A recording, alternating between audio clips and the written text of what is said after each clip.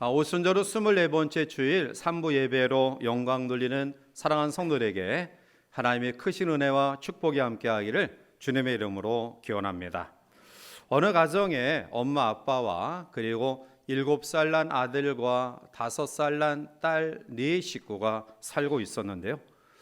어느 날 갑자기 불행하게도 어린 아들이 교통사고를 당해 응급수술을 받게 되었고요. 그리고 피가 부족해서 피를 수혈할 그러한 상황이 닥쳤습니다. 그런데 조사를 해도 이 아들과 같은, 즉 수혈해 줄 수 있는 그러한 피가 딸의 피밖에 있지 않아서 아빠는 아주 조심스럽게 딸에게 이야기합니다. 얘야, 오빠가 큰 사고가 났는데 지금 위험하단다. 그런데 네 피가 필요하니 내 필요를 좀 줄 수 있니? 딸은 잠시 동안 생각하고 그리고 고개를 끄덕입니다. 마침내 수술은 성공적으로 끝났고요. 그리고 딸 아이의 침대에 다가온 아빠는 얘야, 내 덕분에 오빠가 살았다라고 이야기합니다. 그런데 아빠의 말을 들은 이 딸은 아주 불안해하는 모습으로 떨리는 그런 목소리로 이렇게 되묻습니다. 그래요? 정말 기뻐요. 그런데 아빠, 나는 언제 죽어요? 깜짝 놀라 아빠가 아이에게 물었습니다. 아니, 죽다니? 내가 왜 죽어?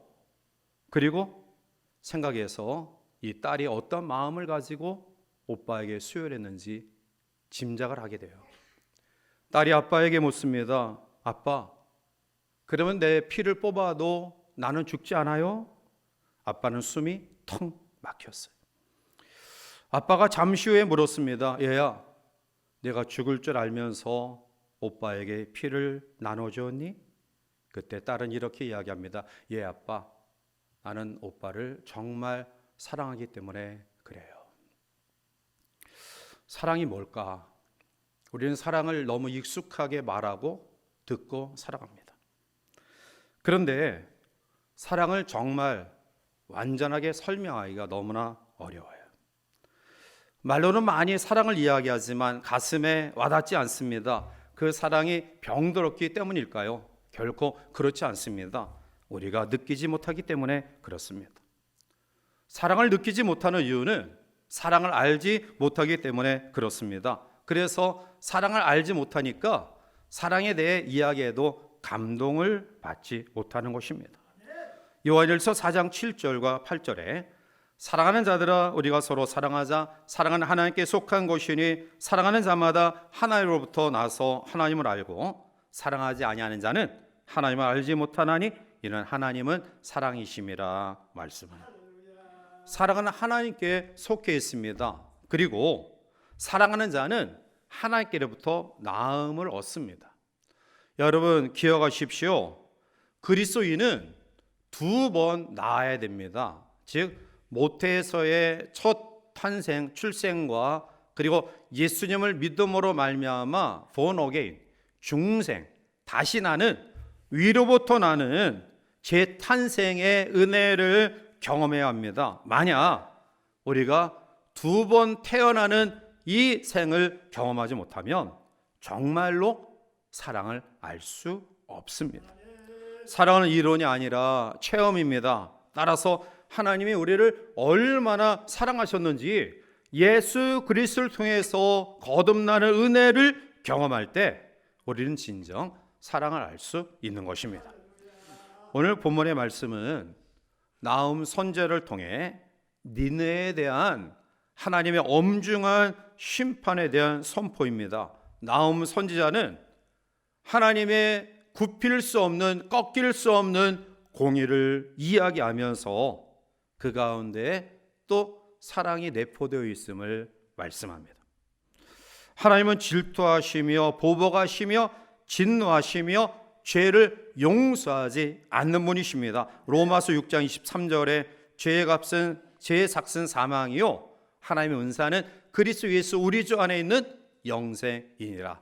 죄는 반드시 죽음을 가져온다라고 말씀합니다.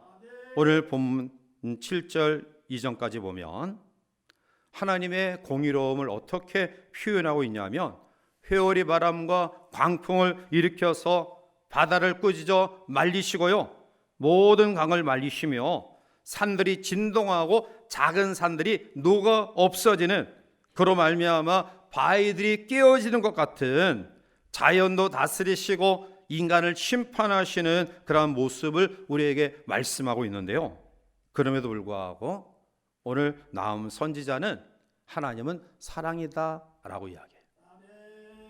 사랑하시기 때문에 공의로 통치하시고요, 우리를 사랑하시기 때문에 진노하시고 분노하시고 그리고 불의에 대하여 용납하지 아니하시고 벌을 내리신다라는 거예요.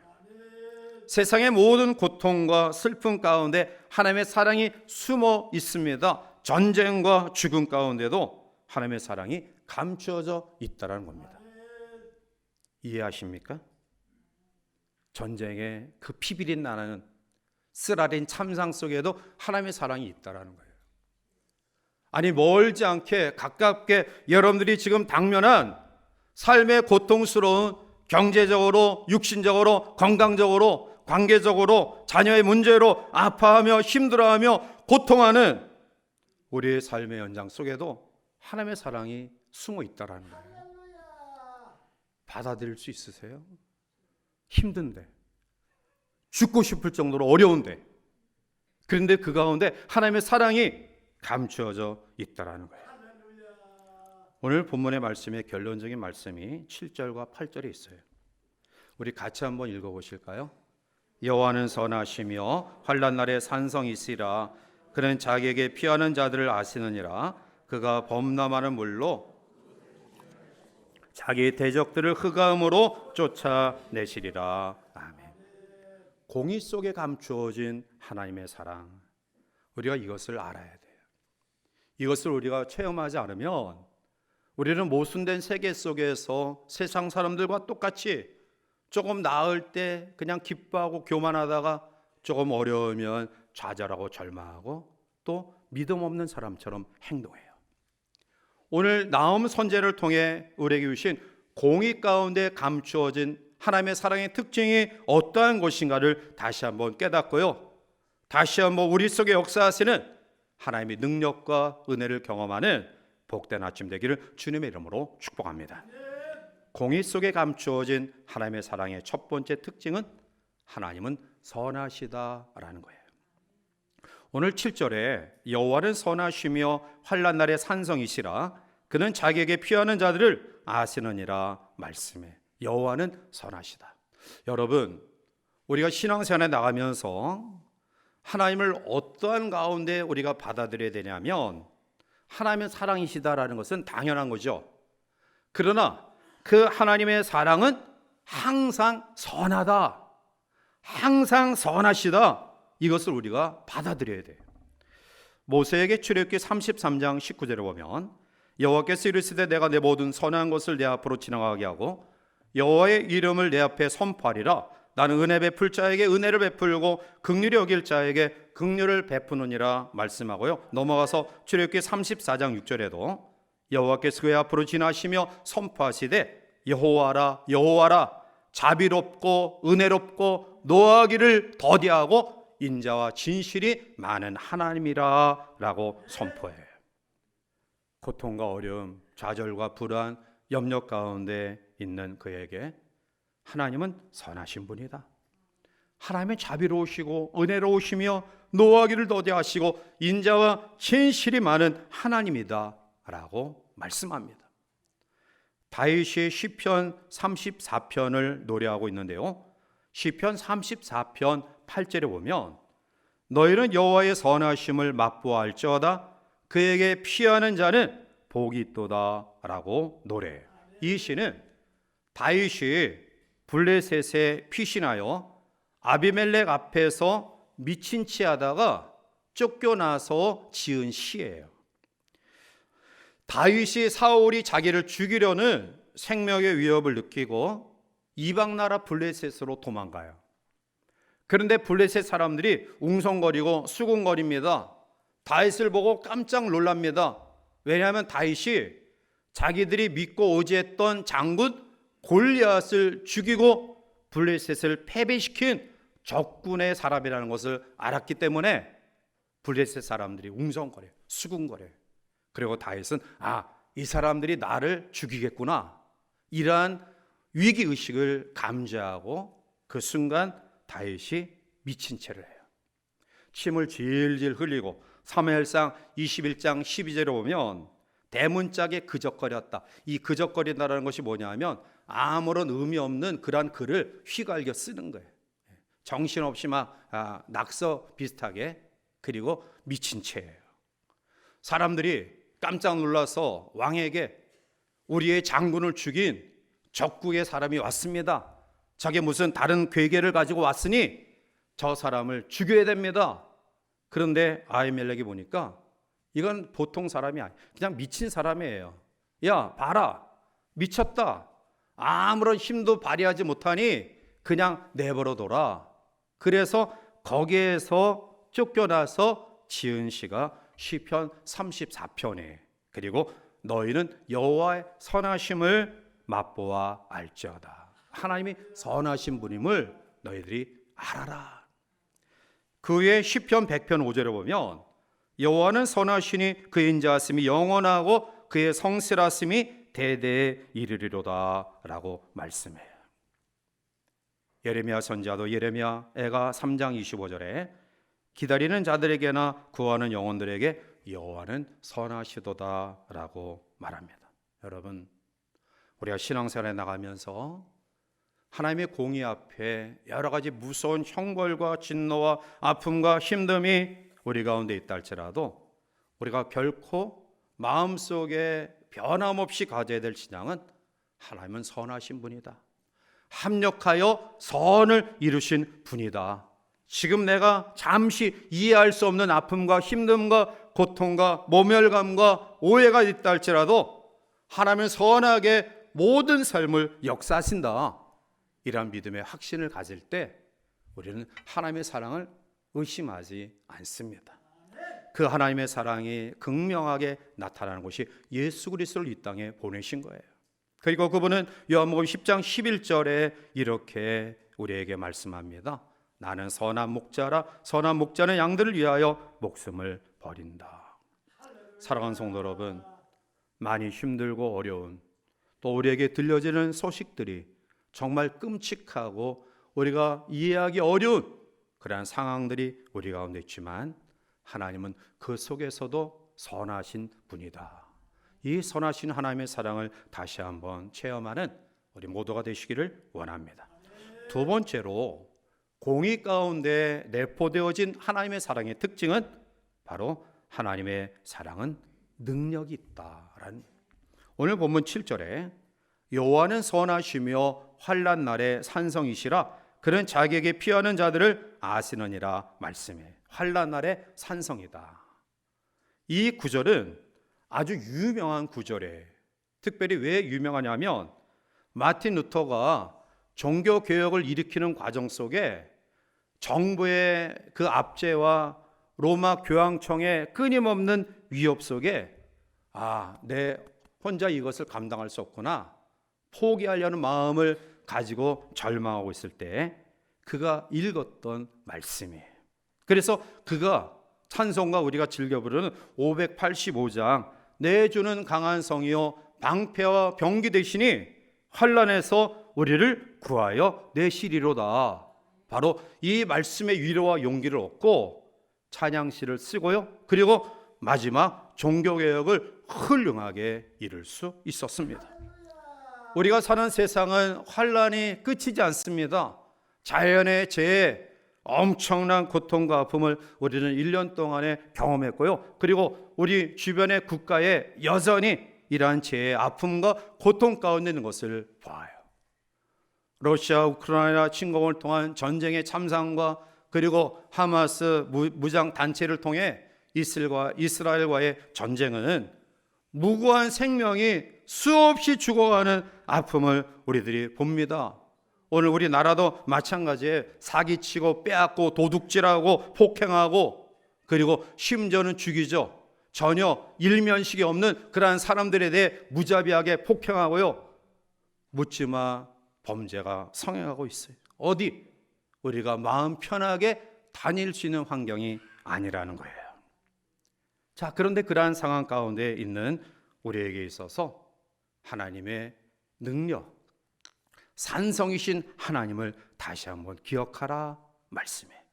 시편 23편 1절에 여호와는 나의 목자시니 내게 부족함이 없으리로다 라고 고백하고요, 그리고 이어서 시편 23편 4절에 내가 사망의 음침한 골짜기를 다닐지라도 해를 두려워하지 않을 것은 주께서 나와 함께 하심이라 주의 지팡이와 막대기가 나를 안위하시나이다 라고 노래합니다.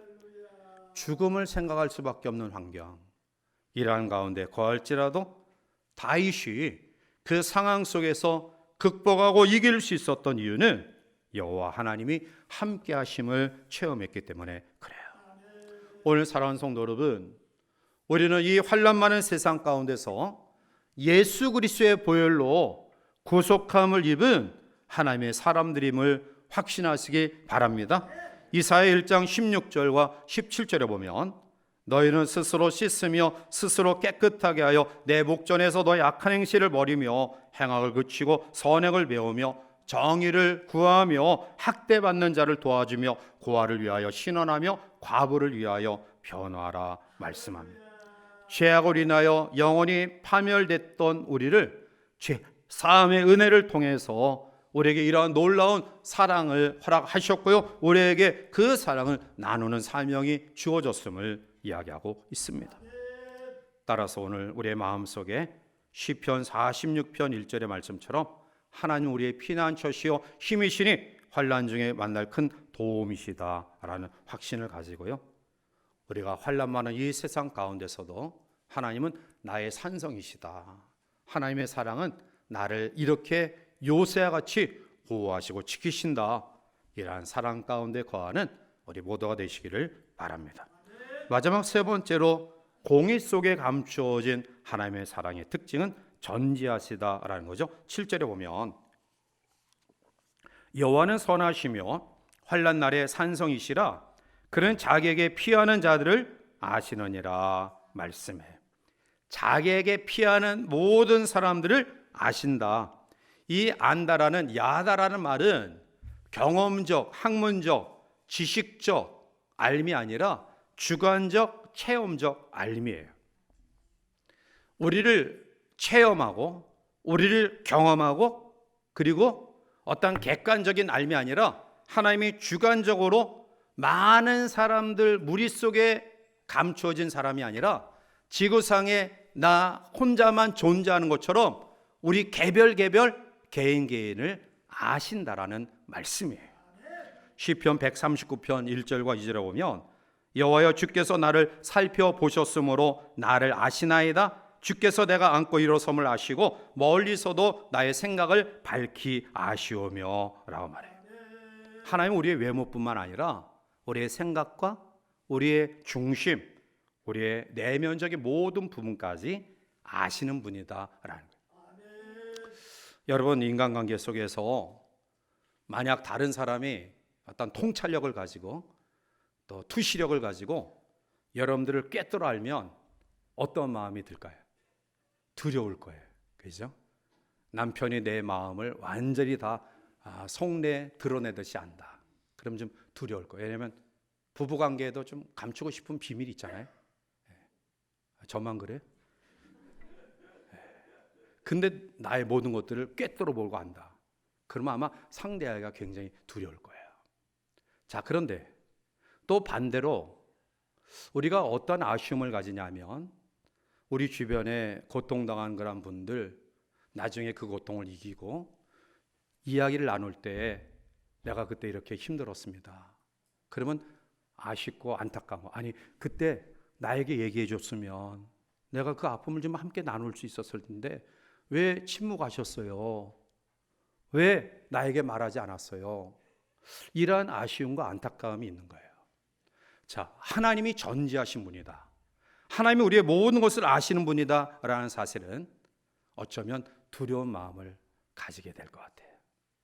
사람에게 숨겨진, 사람에게 감추어진 내 치부, 또 부끄러운 일들 하나님이 다 아신다라는 것을 생각하면 두려운 마음이 있을 거예요. 그러나 여러분, 그 두려운 마음보다 오늘 본문에서 전지하신 하나님의 사랑을 통해 우리에게 주시는 교훈은, 하나님은 내가 표현하지 않아도, 내가 정말 힘들고 어려워서 어떤 때는 신음조차 나오지 않는 고통스러운 환경을 만날 때가 있어요. 그런데 우리를 향하여 전지하신 하나님은 읊조리는, 내가 표현하지 못하고 너무 힘이 없어서 그냥 푹 주저앉아가지고 한숨도 나오지 아니하는 그 상황 가운데 있었던 우리의 마음을 아신다라는 거예요.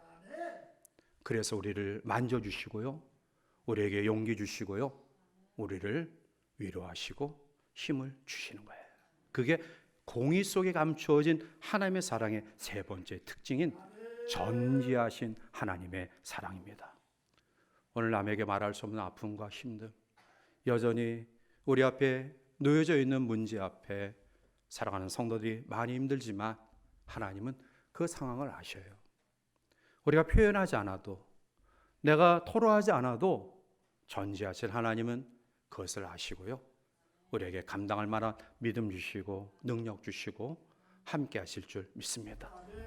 조금 후에 우리의 시간을 되돌아보면, 하나님이 그 아픔 속에서도 이렇게 나와 함께 하셨구나, 이렇게 나에게 은혜를 주셨구나, 이러한 사실을 깨달아 알 수 있을 때가 반드시 조금 후에 우리의 삶을 되돌아보면 우리가 그러한 것들을 느낄 때가 올 줄 믿습니다. 이제 말씀을 맺습니다. 하나님은 사랑이에요. 그러나 하나님은 공의로운 분입니다. 반드시 죄와 악을 용납하지 않습니다. 그래서 이 하나님의 공의를 이루기 위하여 예수 그리스도를 우리에게 보내주셔서 우리의 모든 죄값을 치루어 하나님의 공의를 이루셨습니다.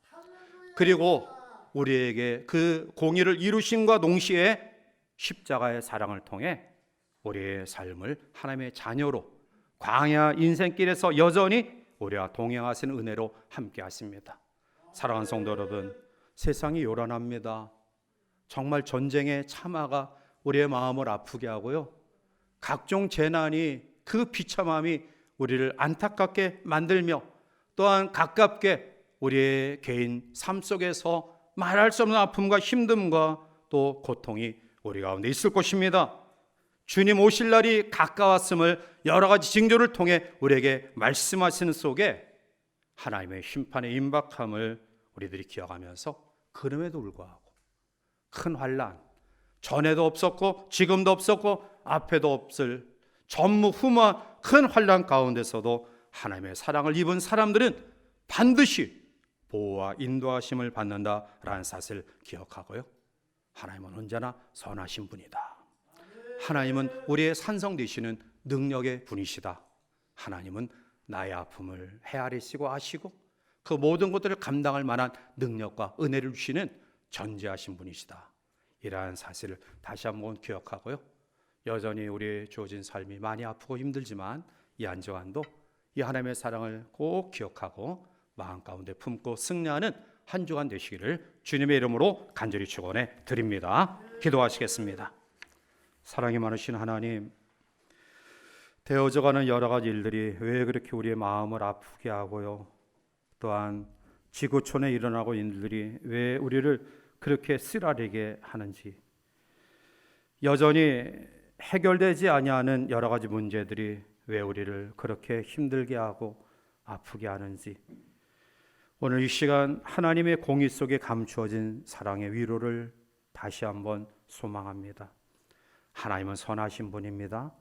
아픔 속에서도 뜻이 있고요, 그리고 그것을 감당할 만한 능력과 은혜를 주시는 분임을 믿습니다. 하나님 우리의 산성이십니다. 피난처요 요새이심을 믿습니다. 그리고 우리의 아픈 모든 부분들까지 헤아려 하시는 전지하신 분이십니다. 그 하나님의 사랑을 이 한 주간 체험하고 감사로 영광 돌리며 추수감사절 우리가 감사와 기쁨으로 하나님께 영광 돌리는 모든 성도들에게 역사하여 주시옵소서. 예수님의 이름으로 감사하며 간절히 기도하옵나이다. 아멘.